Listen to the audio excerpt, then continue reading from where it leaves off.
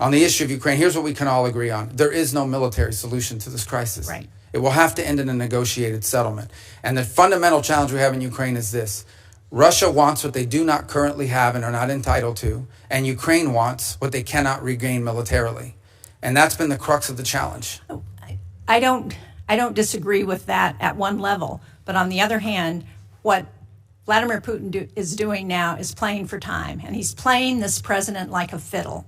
And the longer he plays it, the more opportunity he has to gain territory in Ukraine, and the harder it's going to be to get him to the table. What we need to do is to put pressure on Vladimir Putin in every way we can to ensure that we can get them to the negotiating table. Well, I disagree with this playing with a fiddle analogy, because the truth of the matter is when Vladimir Putin woke up this morning, he had the same set of sanctions on him that he's always had since the beginning of this conflict, and Ukraine was still getting armaments and shipments from us and from our allies, and the European Union is about to impose additional sanctions, and the U.S. is looking for no Patriot batteries to be able to transfer from other NATO nations into Ukrainian hands. And what the president's trying to do is end a war.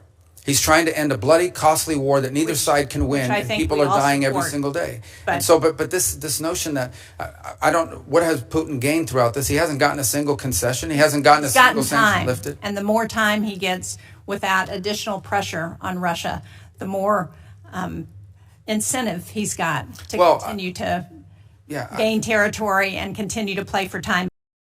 I think we have an opportunity to put more pressure on Russia and to push Putin to get to the table and to agree to a just and enduring peace. Do you support that sanctions bill? And do you think we should continue to arm Ukraine and to strengthen the sanctions against Ukraine in order to create the conditions for a real negotiation? Yeah, look, it may come to that point. If in fact it is clear that the Russians are not interested in a peace deal and they just want to keep fighting a war, it may very well come to that point. The president has made that in the past.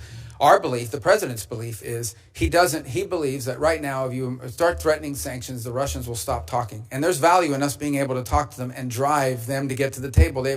We'll see. Look, they have to do this. No one's claiming that this is a guarantee. President Zelensky reversed himself, showed up, was ready and willing to negotiate. And Putin, I think, my view, continues to play for time. Well, so I hope that we can work together to put more pressure on Putin to get to the table and to resolve this. The other thing that I see